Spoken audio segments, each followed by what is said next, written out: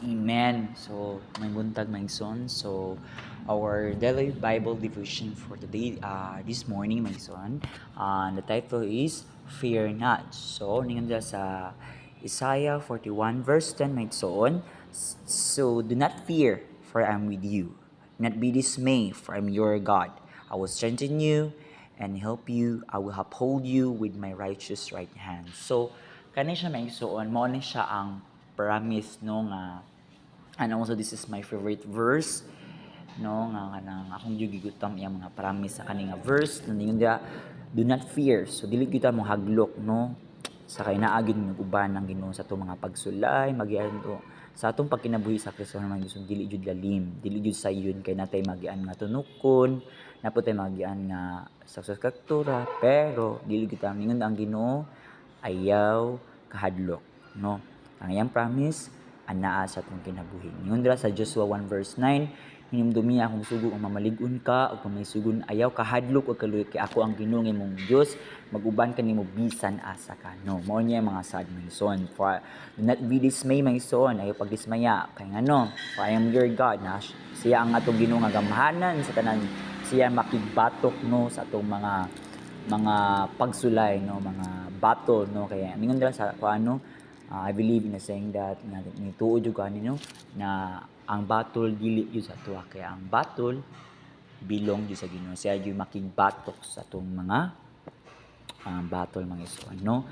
So I was mo na yang promise mga isuon nga katong giunan niya naa siya atong ginabuhi. Ikaduha, I will strengthen you no. Grabe jud kay ang Ginoo, siya gud ang matag adlaw mga isuon, matag katug kamata nato no. Siya naghatag ng tubag-ong kusog, bagong kalig-on no. Even though nga naay mga pagsulay nga magian to mga isuon moabot no. Iya pang kita-kitagaan og kusog nga ma-overcome nato ang kana nga pagsulay mga isuon no.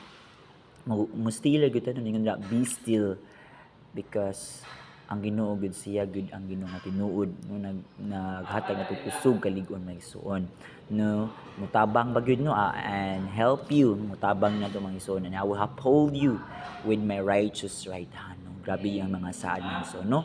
So ningon diri nga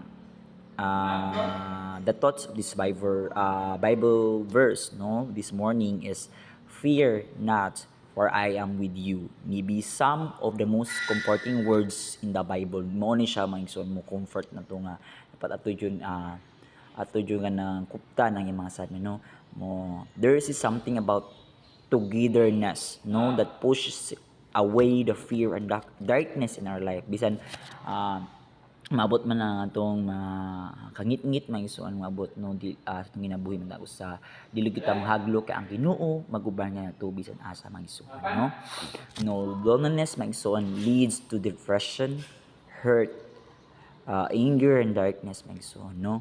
So ang ningon diri sa kanang pasabotan ni this verse is lean into Jesus. Muduol gud ta niya no nga mapabusan mga isuon og magpasalamat sa iyang gibuhat atong kinabuhi no. Naagid siya sa atong tiliran sa atong mga pagsulay mga isuon. He is there for you, and take time to connect with His people. This is life. This life rather was not meant to be lived out alone no. Ningon pa dira nga mas angayan pa nga natay mas two is more mas angayon pa rather nga mas angayon pa gyud ang duha kaysa isa magsuon. Kay kung ikaw ra isa no, loneliness kini ka kay ikaw ra usa na gyud sa ara kay ngano lain kaayo nga kita mangyusa kinahanglan makiguban ta sa mga katawhan sa atong Ginoo no. Makig-connect nila through fellowship, through evangelism, through sa mga activity nga ma-attend kita.